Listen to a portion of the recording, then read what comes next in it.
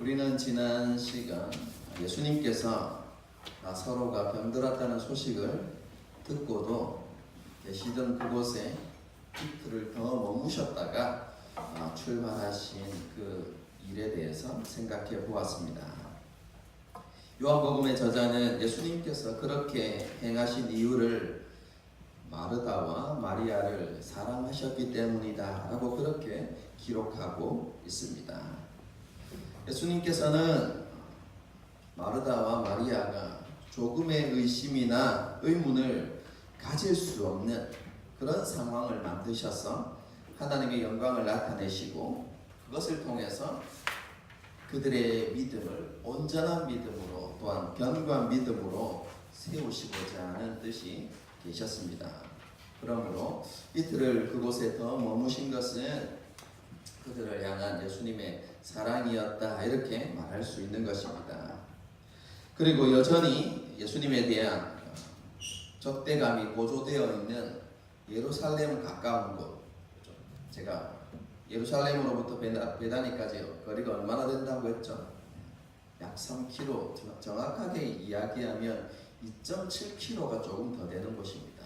그러니까 예수님에 대한 적대감이 고조되어 있는 예루살렘 가까운 곳으로 이렇게 행하신 것, 아무런 지체 없이 그렇게 내려가신 것 또한 그들을 향한 예수님의 사랑을 잘 보여주는 행동이라고 말할 수 있다고 그렇게 말씀드렸습니다.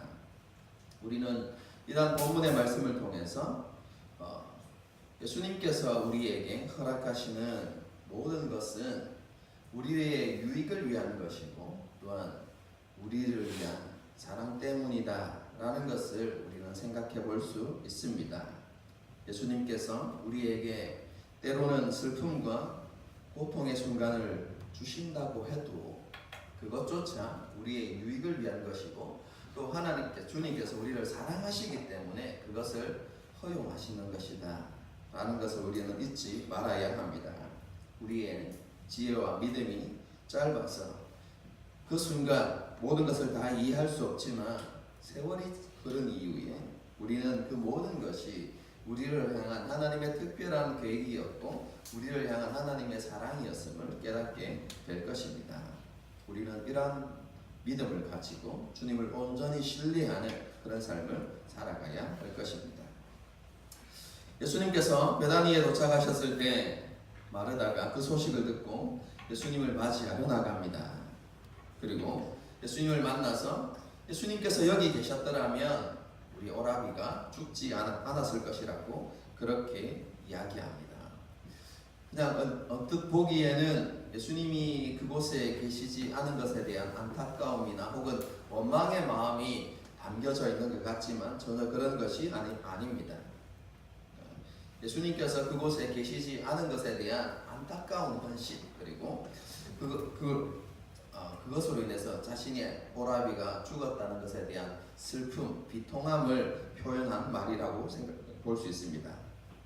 동시에 이어지는 말씀을 보게 되어지면요, 그와 동시에 예수님을 향한 마르다의 믿음을 우리가 잘 볼 수 있습니다.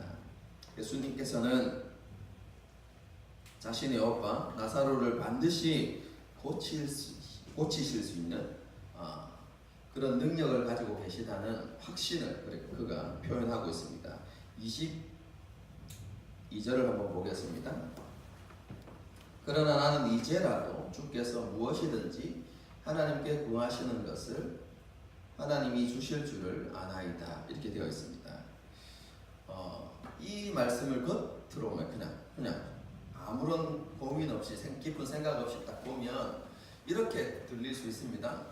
지금이라도 하나님께 구하면 하나님께서 응답해 주실 거다라고 이야기하니까 그러면 죽은 나사로를 위해서 이렇게 기도하면 예수님께서 나사로를 다시 이렇게 살리실 수 있다라고 고백하는 것처럼 그렇게 보이지만 그런 의미가 아닙니다.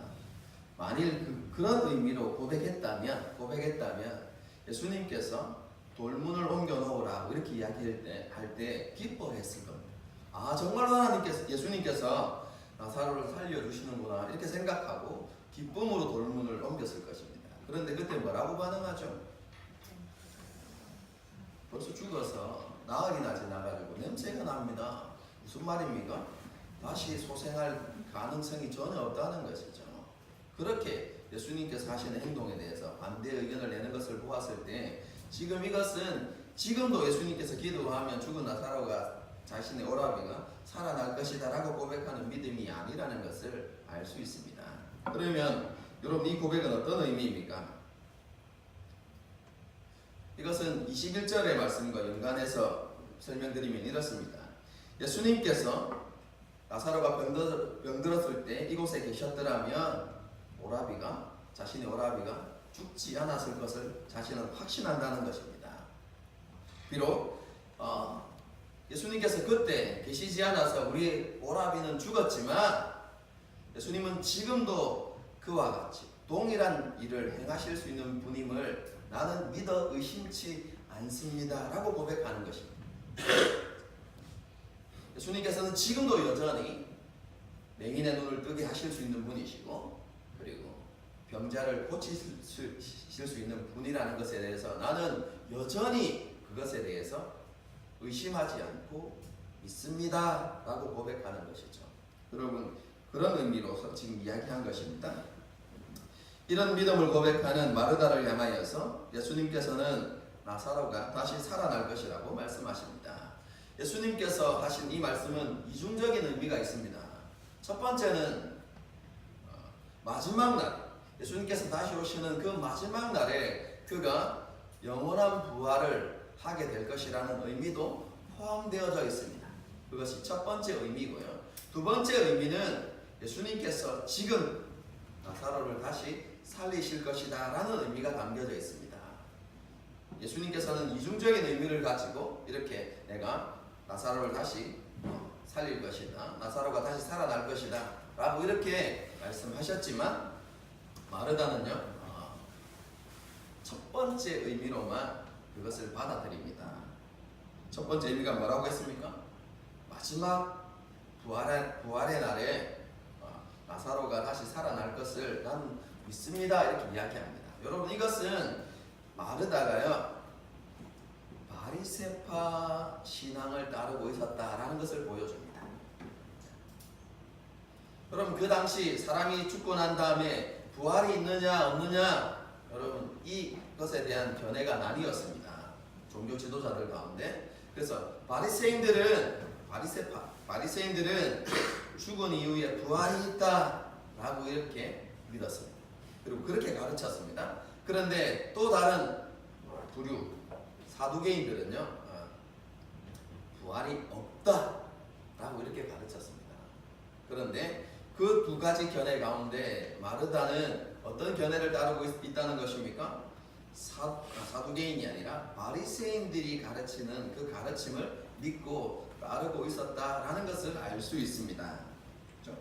이러한 견해를 바탕으로 인해서 마르다는 단순히 마지막 날에 그가 다시 부활할 것을 믿습니다 이렇게 고백하는 것입니다. 예수님과 특별한 관련이 있는 것이 아니라 자신들이 유대계 신앙을 자신들이 지금까지 가지고 있었던 그 유대교 신앙을 따라서 마르다는 나사로가 다시 살아날 것을 나는 알고 그리고 그렇게 믿고 있습니다 이렇게 고백하는 겁니다. 이해가 되셨습니까? 이런 마르다를 향하여서 예수님께서 나는 부활이요 생명이다 라고 이렇게 선언하십니다. 여기에서 예수님께서 자신을 부활이다 라고 이렇게 여러분 선언하신 것은 그 의미가 뒤에 바로 따라 나옵니다. 그게 무엇이냐면 자신을 믿는 자는 죽어도 다시 살아난다는 것입니다. 이것이 예수님께서 자신을 가리켜서 나는 부활이다 라고 이렇게 외치신 이유입니다. 다시 설명합니다. 예수님을 믿는 자는 죽어도 다시 살아날 것이라는 의미를 가지고 자신이 부활이라고 말씀하신 것입니다. 동시에 나는 생명이다 라고 이렇게 이야기합니다. 이것은 무엇을 의미합니까? 뒤에 보면 살아서 예수님을 믿는 자는 영원히 죽지 않는다. 다르게 표현하면 영생한다는 것이죠. 살아서 예수님을 믿는 사람은 영생하게 될 것이다 라고 이렇게 말씀하고 있습니다. 여기서 한글로 풀어놔서 그렇지 영생이라는 단어가 맞습니다. 그런데 제가 여러분에게 늘 설교하면서 영생이라는 단어는 우리 한글 이렇게 풀어놓은 한글처럼 죽지 않고 계속해서 사는 것, 그럼 그것을 영생이라고 이야기하지 않습니다. 영생이 무슨 의미라고 했습니까? 문자적으로 먼저 문자적으로 뭐라고 이야기했죠?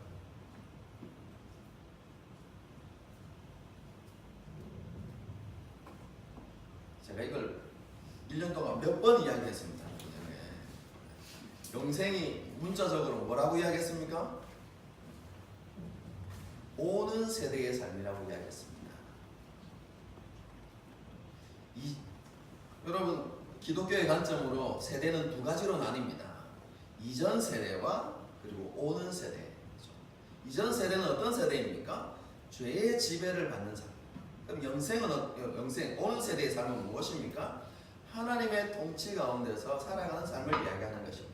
하나님의 나라의 백성으로서, 혹은 요한복음에서 이야기하는 하나님의 자녀로서 하나님의 보호하심, 아버지의 집안에서 여러분 아버지의 보호하심과 하나님 아버지의 지키심 가운데서 살아가는 그 삶이 영생이라는 것이죠.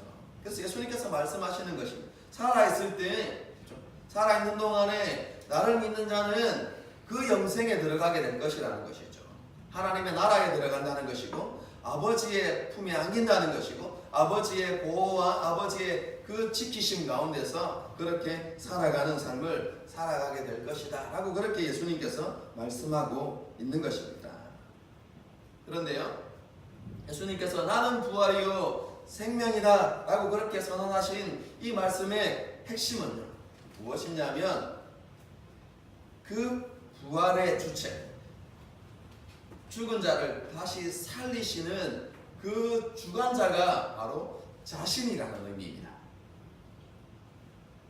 뿐만 아니라 자기를 믿는 자에게 영생을 주는 분이 바로 자기라는 거죠.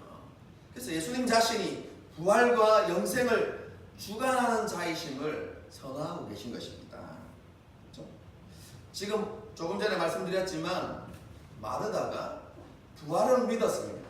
그런데 이 부활이 그냥 단순히 유대인의 전통, 신앙 전통을 따라서 일어나는 일이라고 그렇게 믿고 있었는데, 지금 그런 객관적인 사실을 바라보는 믿음이 아니라 지금 이 마르다의 믿음이 누구를 향하게 하시냐면 예수님을 향하게 하십니다. 막연한 사실을 믿는 믿음이 아니라 그것을 주관하는 분, 부활을케 하시고 믿는 자에게 부활을 주시고 그리고 영생을 주시는 그 분이, 그런 자가 바로 나다 라고 그렇게 예수님께서 말씀하고 있는 것이죠. 그래서 이 마르다에게 지금 이것을 말씀하고 계시는 것입니다. 단순히 나사로가 마지막 날에 부활하게 될 것이라는 객관적인 사실을 믿는 믿음이 아니라 그것을 주관하시는 예수님을 알고 예수님을 믿는 믿음으로 변화되어져야 하는 것에 대해서 예수님께서 말씀하고 계신 것입니다. 그리고 그의 관점을 바꾸시고 난 다음에 예수님께서 질문하시죠. 26절에 이것을 네가 믿느냐 이렇게 묻죠. 이것은 부활과 영생을 믿느냐라는 것이 아니라 그것을 주관하는 자가 바로 나라는 것을 믿느냐라고 이렇게 질문한 것입니다. 그런데요, 이 마르다의 믿음이 굉장히 대단했던 것 같습니다. 예수님께서 말씀하시는 핵심이 무엇인지를 분명하게 캐치하고 자신의 신앙을 고백합니다. 여러분, 그게 27절의 말씀입니다. 주여 그러하겠다, 그렇습니다 라고 이야기하죠. 주는 뭐라고 이야기합니까? 그리스도시요, 더 정확하게 이야기하면 메시아요. 이렇게 저는 메시아라는 단어를 더 좋아합니다. 예수님은 메시아이고 동시에 하나님의 아들이신 줄을 믿습니다.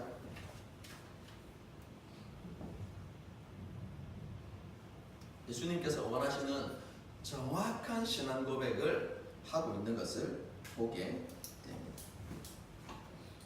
마르다는 예수님께서 하나님의 아들이시고 그리고 하나님께서 보내신 메시아인 걸 분명히 믿었던 것입니다. 이 고백을 들으시고 예수님께서는 마르다에게 마리아를 불러오라고 말씀하십니다. 아마 번잡한 상황을 피하기 위해서 그렇게 하셨던 것 같습니다. 우리가 본문을 보게 되어지면 19절을 보십시오. 많은 유대인들이 마르다와 마리아에게 그 오라비의 일로 위문하러 왔다고 되어 있습니다. 그러니까 집에 가면 그럼 손님으로 얼마나 많이 손님들이 많이 있었겠습니까? 그래서 이 마리아를 불러내셔서 이렇게 좀 더 한적한 상황 가운데서 개인적인 대화를 나누시기 위해서 이렇게 마리아를 이렇게 부르신 것 같습니다. 그런데 마리아가 예수님의 부르심을 듣고 이렇게 뛰어나올 때 사람들이 오해하죠. 이제 슬픔이 복받쳐서 이 나사로 오라비의 무덤에가 앞에서 곡하기 위해서 저렇게 나가는 것 같다 이렇게 생각하고 함께 조문객 가운데 몇 명 아마도 마리아와 깊은 친분이 있는 그런 사람들이 따라왔을 것입니다. 그런데 그 사람들만 온 것이 아니라 곡하는 사람들도 함께 따라옵니다.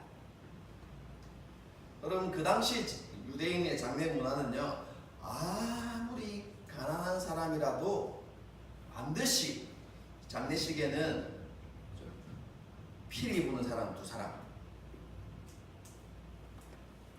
그리고 전문적으로 애곡하는 여자 1사람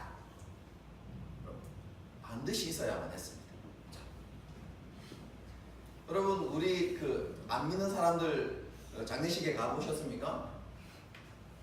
가면 눈물도 안 나는데 눈물을 흘리면서 하는 분들도 있는데 그냥 멀쩡하게 있다가 이렇게 조문하러 오면 상주들이 어떻게 합니까? 아이고 보셨습니까? 그렇게 하는 거 믿지 않는 장례식 가면 그렇게 이야기합니다. 그런데 유대 장례식에는 상주가 그렇게 하는 게 아니라 전문적으로 돈을 주고 사가지고 그곳에서 이 장례식의 슬픈 분위기를 위해서 연주하는 피리 부는 사람과 그리고 전문적으로 곡하는 여자가 있었습니다.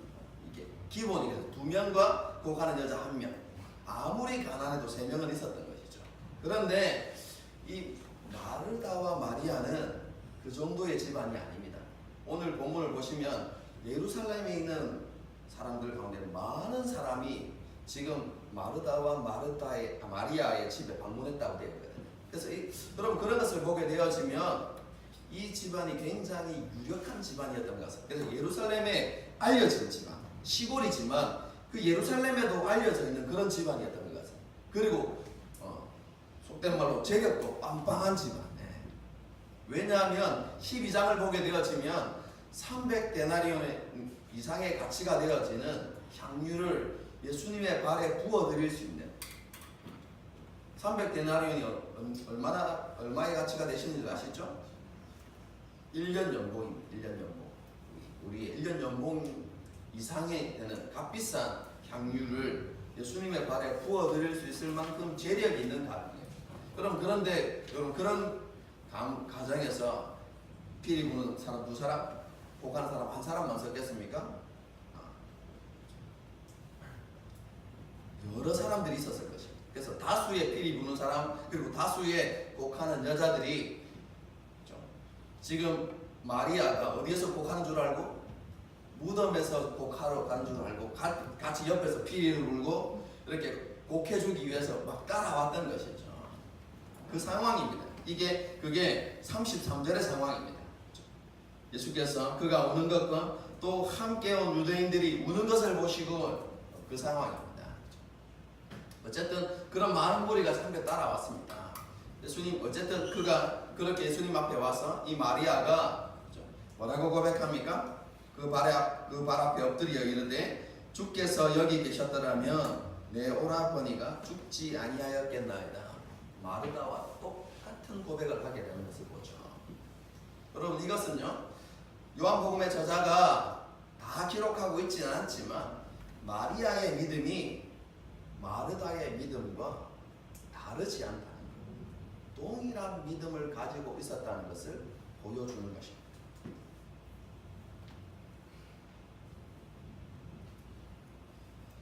예수님께서 그 고백을 들으시고 그리고 그의 우는 것과 그리고 함께 온 사람들이 혹하고 있는 것을 보면서 어떻게 하셨습니까? 33절을 보시면 우는 것을 보시고 심령에 비통히 여기시고 불쌍히 여기사 이렇게 되었습니다. 그런데 우리는 여기 우리 한글은 비통히 여기시고 이렇게 되어 있는데 더 정확한 원문의 번역은 무엇이냐면 예수님의 마음에 분노가 일어나서 이런 뜻입니다.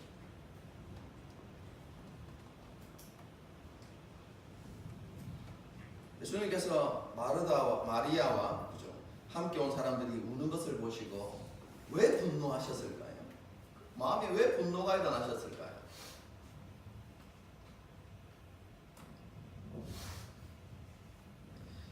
예수님의 분노의 이유는 크게 두 가지로 생각해 볼 수 있습니다. 첫 번째는요, 죄와 타락으로 인해서 죽음과 질병 그리고 수많은 재앙과 고통 가운데서 신음하게 되어진 그 인간의 영적인 상황을 보시면서 분노하시는 거죠. 하나님의 형상으로 창조되어서 하나님의 대리자로서 모든 것을 다스리며 살아가야 하는 그런 존재가 비참한 존재가 되어서 죄와 사망의 권세 아래서 신음하면서 인간이 겪어야만 하는 고통과 슬픔 가운데서 그렇게 신음하면서 살아가는 그 모습으로 인해서 예수님의 분노가 일어났던 것이죠. 쉽게 말하면 이런 것입니다. 여러분이 자녀를 낳았는데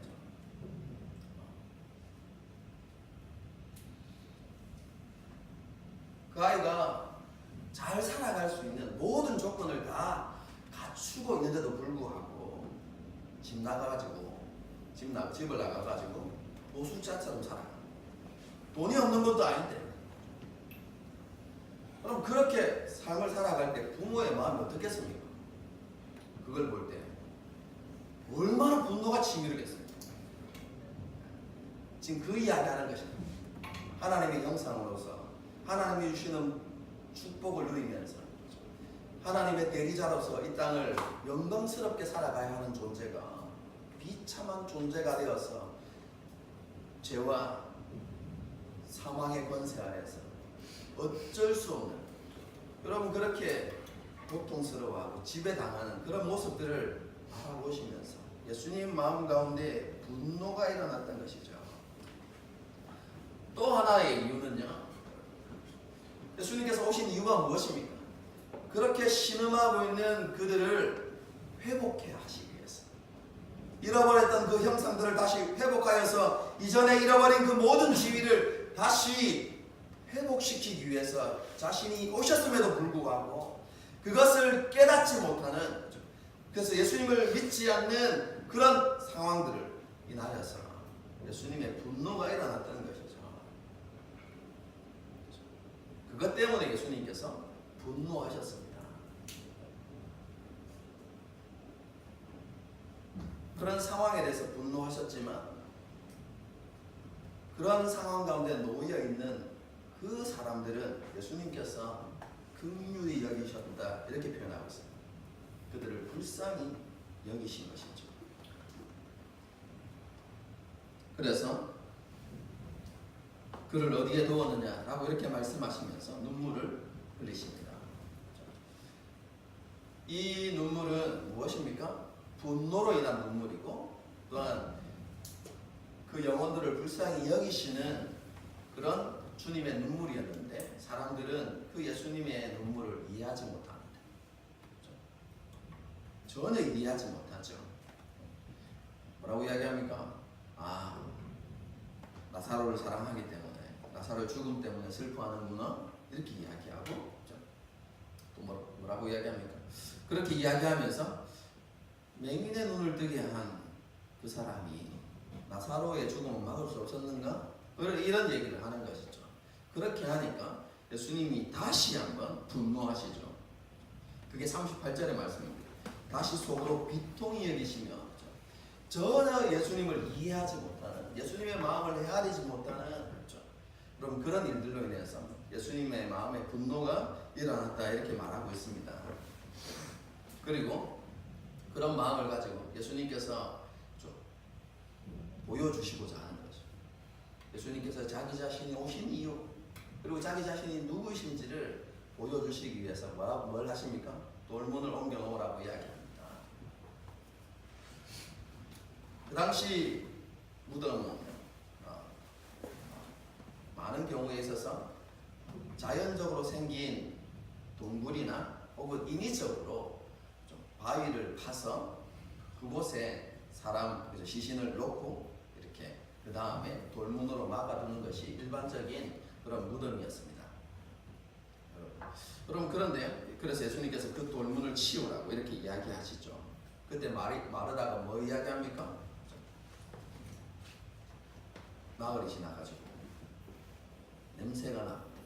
지난 시간에 언급했던 것처럼 시신에 좀 훼손이 일어나가지고 이제는 더 이상 살아날 수 있는 가능성이 전혀 없습니다 라고 지금 이렇게 이야기하는 것이죠. 그때 예수님께서 다시 한번 말씀하십니다. 나를 믿으면 하나님의 영광을 볼 것이라고 말하지 않았느냐 라고 이야기하니까 돌문을 옮겨놓죠. 그리고 난 다음에 예수님께서 하나님께 기도하시고 그리고 큰 소리로 나사로야 나오너라 라고 이렇게 이야기하니까 죽었던 나사로가 다시 살아나게 되었죠. 그래서 그 자리에 있었던 모든 사람들이 하나님의 영광을 보게 되는 그런 일들이 오늘 본문에 기록되어져 있습니다.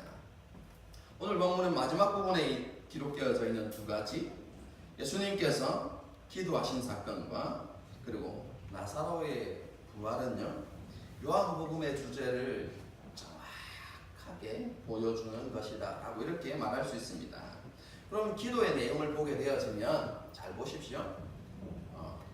하나님, 나의 기도를 들으시는 것에 대해서 감사합니다. 나사로를 내가 지금 명령하면 살려주십시오 라고 이렇게 이야기하지 않습니다.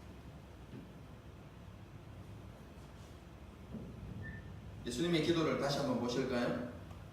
42절 보십시오. 41절부터 보겠습니다.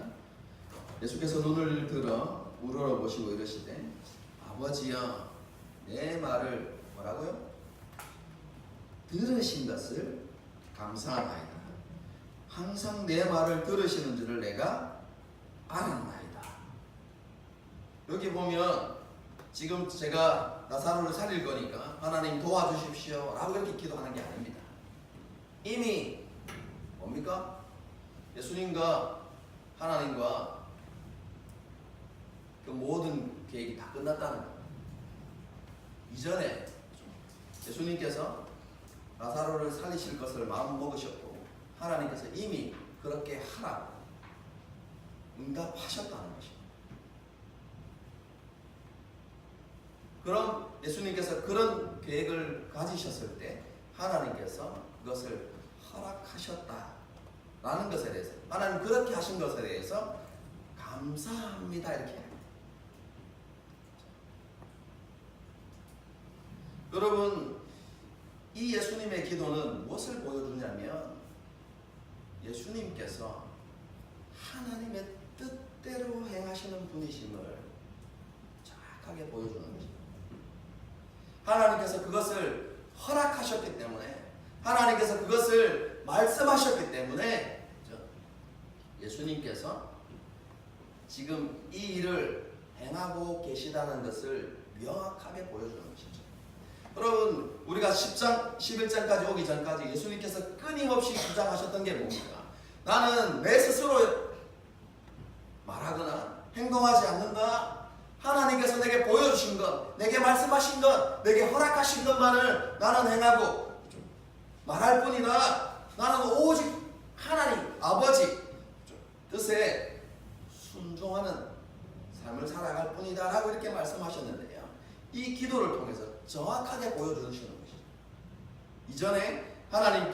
말씀을 드렸고 하나님께서 그것을 허락하셨기 때문에 하나님의 뜻이 그곳에 있기 때문에 예수님께서 지금 이 일을 행하고 계신다는 것을 정확하게 보여주고 계십니다.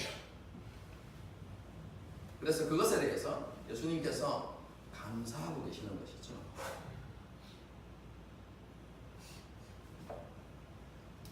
뿐만 아니라 지금 하나님의 뜻을 따라서 지금 예수님께서 이 일을 행하고 계시는데 그것을 증명해 줄 사건, 자신이 아버지의 뜻을 따라서 행하고 계신다 혹은 자신은 아버지 하나님께서 보내신 자라는 것을 정확하게 보여주는 증거, 여러분 그게 뭡니까? 예수님의 기도에 응답하신다는 것이죠. 오늘 본문에 이야기하면 죽은 나사로를 다시 살려내는 것. 여러분 죽은 나사로가 다시 살아나는 그것이 무엇을 증명하는 것이라는 의미입니까? 예수님께서 하나님의 뜻을 따라 행하시는 분이시고 뿐만 아니라 하나님께서 보내신 분이라는 것을 증명하는 사건이 바로 죽은 나사로가 살아나는 사건이라는 의미인 것이죠. 그것뿐만 아니라 이 예수님의 기도에는 하나님과 자신의 관계가 분명하게 기록되어 있습니다. 그게 뭡니까? 아버지여라고 얘기하죠. 그럼 그래서 이 사건은 정확하게 종합해서 이야기하면 예수님께서 하나님의 아들이시고 하나님께서 보내신 자, 곧 메시아이심을 분명하게 드러낸 사건. 그럼 그것이 죽은 나사로가 살아난 사건. 그리고 하나님의 아들이시며 부활을 하나님의 아들이시며 메시아신 그분이 하시는 일이 무엇인가? 그럼 그것이 무엇이냐면 예수님이 부활이요 생명이라는 이 선언 속에 담겨져 있는 것입니다. 예수님 자기를 믿는 자에게 영생을 주시고 마지막 날에 다시 그를 살리는 것. 그럼 그것이 하나님의 아들이시며 메시아이신 그 예수님께서 하시는 일이심을 오늘 본문이 분명히 우리에게 보여주고 있는 것입니다. 요한복음의 저자는 나사로를 살리신 사건을 통해서 독자에게 이런 메시지를 전달하고 있는 것입니다.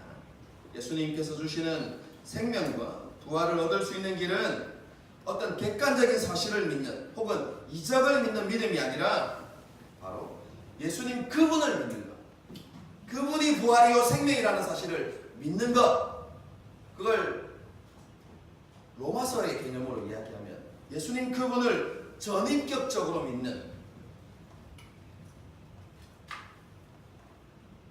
그것을 통해서 예수님이 주시는 영생과 부활을 얻을 수 있다는 것을 정확하게 보여주시는 것이죠. 그러므로 지금 읽는 독자들을 그렇게 독자들을 도전하고 있는 것입니다.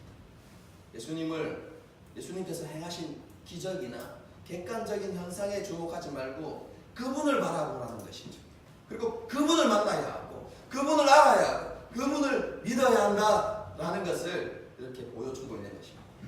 그리고 그런 믿음의 길을 가고 있는 본으로서 마르다와 마리아를 등장시킨 것입니다. 그들은 그렇게 믿었다는 것입니다. 예수님의 말씀을 있는 그대로 예수님 그분을 그렇게 믿었다는 것이죠. 하나님의 아들로 그리고 메시아로 믿었다는 것이죠. 그리고 예수님께서는 그 믿음을 견고케 하시기 위해서 나사로를 살리셨다라는 것을 오늘 본문이 우리에게 보여주고 있습니다. 우리는 이런 본문을 통해서 마르다가 가졌던 믿음에 대해서 한번 생각해 볼 수 있어야만 합니다. 우리가 마르다의 모습을 자세히 살펴보면요, 그녀의 믿음은 상황이나 환경에 따라서 흔들리는 믿음이 아니었습니다.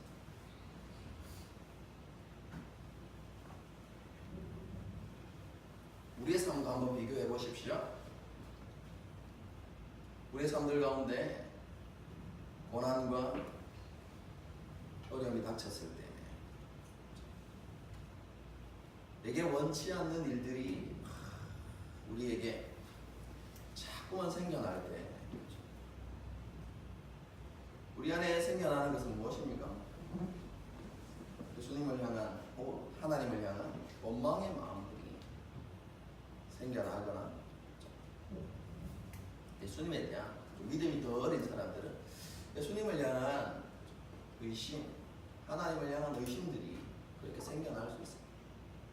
그런데 오늘 본문의 말씀을 보게 되어지면 마르다에게는 전혀 그런 모습이 없었습니다. 예수님이 왜 그때 여기 계시지 않았습니까? 라고 이야기하는 원망의 마음이다.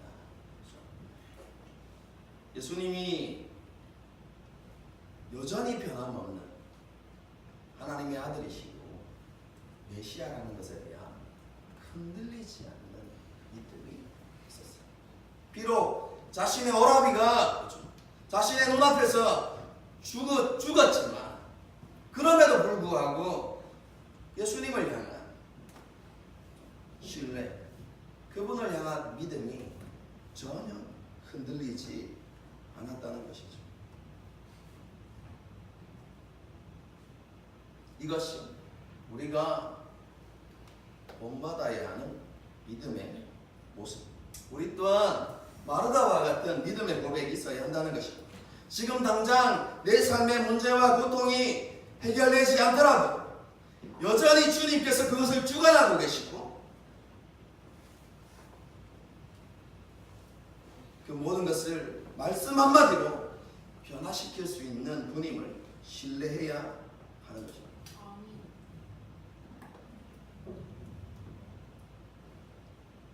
그리고 지금 당장 그것을 하실 수 있음에도 불구하고 하나님께서 그렇게 하시지 않는 것은 나를 사랑하지 않아서가 아니라 혹은 내가 하나님 앞에 범죄했기 때문이 아니라 무엇 때문이라고요? 여전히 우리를 사랑하시기 때문에 우리의 유익을 위해서 지금 그 상황이 지금 내게 반드시 있어야만 하기 때문에 하나님께서 그것을 허락하시는 것뿐이다 라는 믿음이 우리 가운데 있어야 하는 것이죠.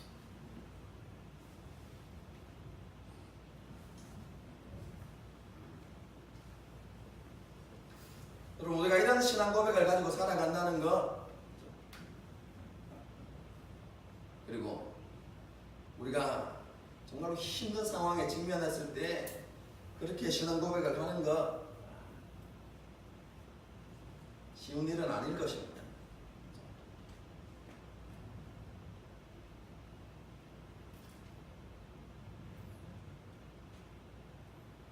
하지만 우리의 믿음이 그런 성숙한 믿음으로 이렇게 자라가야 하는데 우리가 그런 믿음을 가지기 위해서 우리에게 있어야 하는 신앙의 태도는요, 기적이나 어떤 지식을 구하는 신앙이 아니라 오직 예수 그리스도 그분을 구하는 신앙이 우리 가운데 있어야만 합니다. 쉽게 말하면 이렇습니다.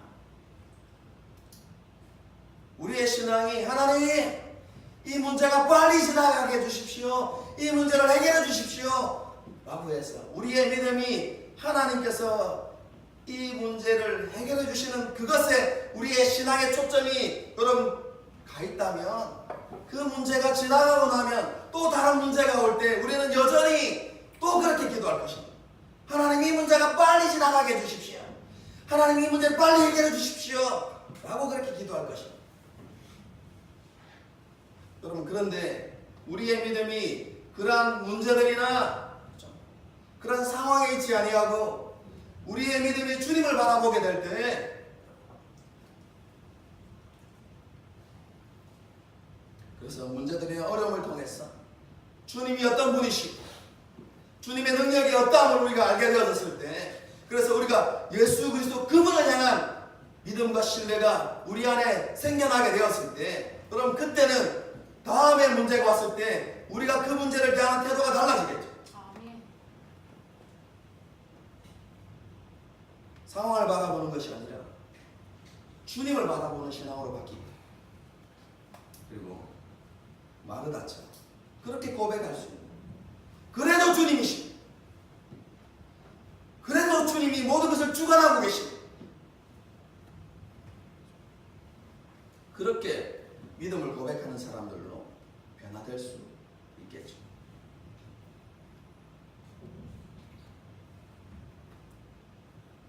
그러므로 우리는 우리의 형통함을 구하는 신앙이 아니라 예수님 그분을 구하는 그런 신앙의 모습이 되어야 하는 것입니다. 우리가 그런 믿음을 가지고 주님을 구할 때 우리는 우리를 향한, 그리고 열방을 향한 주님의 생각과 주님의 마음을 이해할 수 있게 될 것입니다.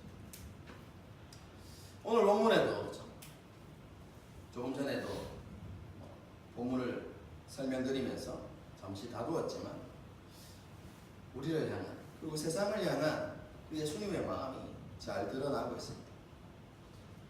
그것은 하나님의 형상으로 지음받은 우리 사람들인 거죠.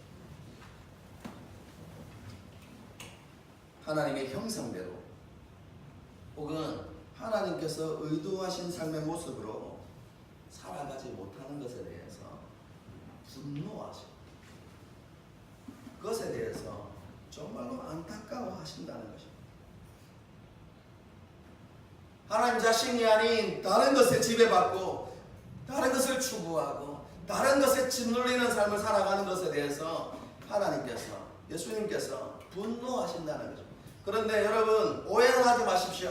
하나님 우리 자신을, 우리를 향해서 분노하시는 게 아닙니다. 우리를 향해서 분노하시는 것이 아니라 우리의 삶이 하나님께서 원하시는 삶의 모습이 아닌 것에 대해서, 그것에 대해서 분노하시고 우리가 그런 삶을 살아가는 것에 대해서 주님은 정말로 안타까워하시고 우리를 긍휼히 여기신다는 것입니다.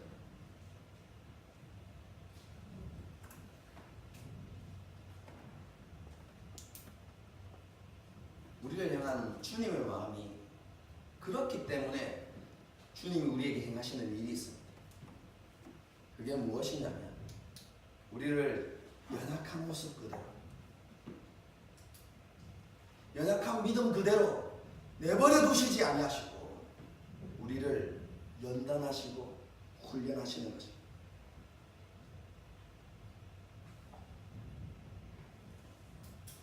하나님께서 의도하신 그 모습 그대로, 하나님께서 처음 우리를 만드실 때 그 하나님 형상 그대로 우리의 모습과 우리의 삶을 회복시키기 위해서, 그런 모습으로 우리를 변화시키기 위해서 주님은 우리를 연단하시고 훈련하시고,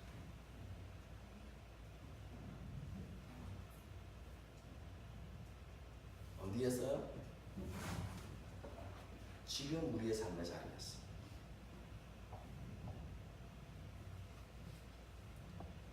그렇기 때문에요, 하나님께서 주신 지금의 상황에 대해서 회피하거나 도망가려고 하지 마십시오.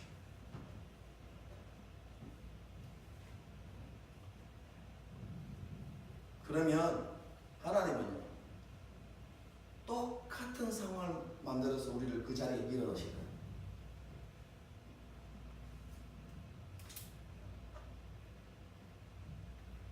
하나님 우리를 사랑하시기 때문에 그렇습니다. 하나님 절대로 우리를 변화시키는 일에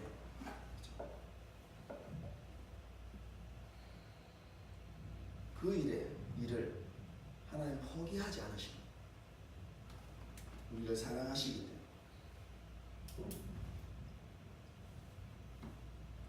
우리나라 속담에도 있죠. 얘는 일찍 만나는 게 좋다.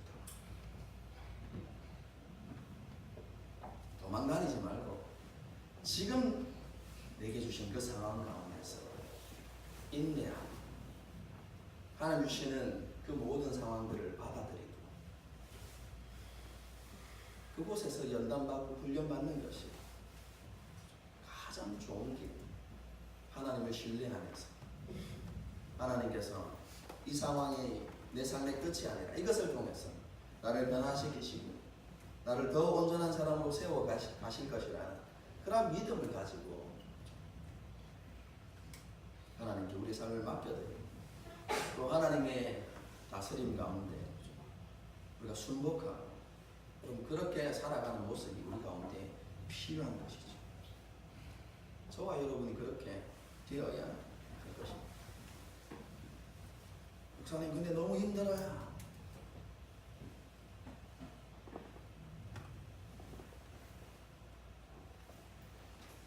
그래서 오늘 본문이 우리에게 기도하라고 말씀하십니다. 여러분 42절의 말씀을 다시 한번 보십시오. 이 말씀이 얼마나 위로가 되는지. 항상 내 말을 들으시는 줄을 내가 알았나이다. 이건 예수님이니까 그렇게 말하는 거 아닙니까? 아닙니다.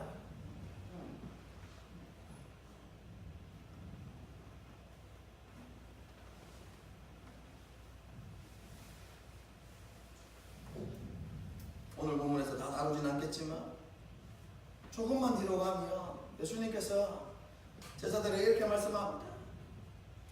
지금까지 너희가 아무것도 구하지 않았으나 이제는 구하라. 내 이름으로 무엇이든지 구하든 무엇을 받든지 아버지께서 들으실 것이다. 이렇게 하나님께서 우리에게 예수 그리스도를 의지하여서 예수 그리스도의 이름으로 기도할 수 있는 특권을 우리 가운데 허락하셨습니다.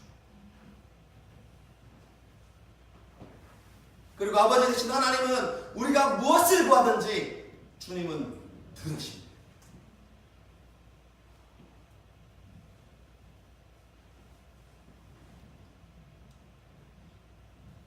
기도는 그런 것입니다.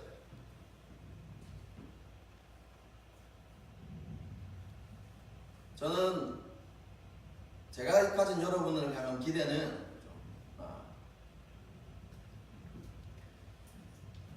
낮은 수준의 기도는 아닙니다. 저는 항상 저를 비롯해서 우리 모든 성도들이 더 깊은 믿음의 자리에, 더 깊은 기도의 자리에, 그리고 우리의 기도가 더 성숙한 기도가 되기를 원하는 마음이 있습니다. 그래서 여러분에게 설교할 때 대부분 다 저는 괜찮다 이렇게 그렇게 이런 설교보다는 우리가 도달해야 되는 그 설교, 그 상황, 그런 믿음의 상태에 대해서 계속해서 이야기합니다. 그것을 바라보고 달려가라.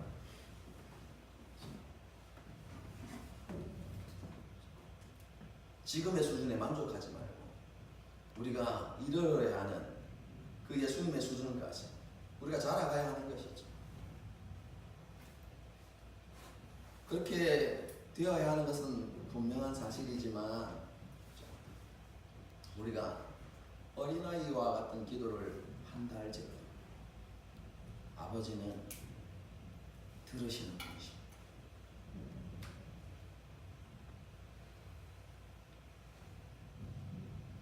요한 카롤로스 목사님의 책 우리의 기도의 대부분은 잡동사니 취급을 당합니다라는 책이 있습니다.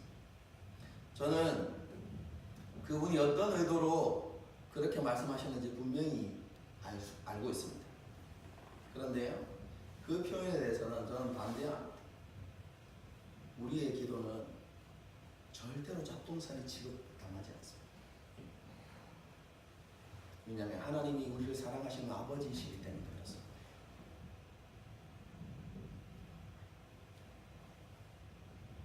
그리고 그분이 우리를 너무 주신 아버지이기 때문에 우리가 엉망으로 기도해도 하나님은 정확하게 응답하십니다.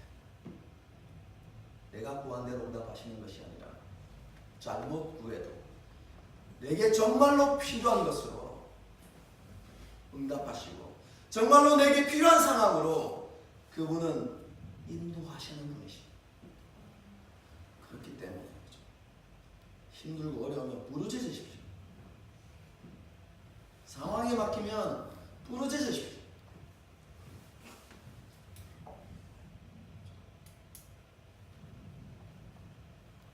김상근 목사님이 제 은사님이신데 그분이 잘 쓰는 표현이세요. 우리는 개떡같이 기도해요. 하나님은 찰떡같이 알아들으시고 우리에게 가장 좋은 것으로 응답하시는 분이십니다. 그리고 우리를 가장 좋은 길로 인도하셔서 우리를 어린아이의 수준에 머물게 하지 않게 하시고 우리를 반드시 변화시키셔서 온전한 믿음의 사람으로 우리를 변화시켜 나가실 것입니다. 그런 믿음을 가지고 하나님 앞에서 좀 잠잠히 기다릴 줄 아는, 참고 인내할 줄 아는, 그리고 그분께 우리의 삶을 좀 맡겨드릴 줄 아는 하나님보다 앞서지 말고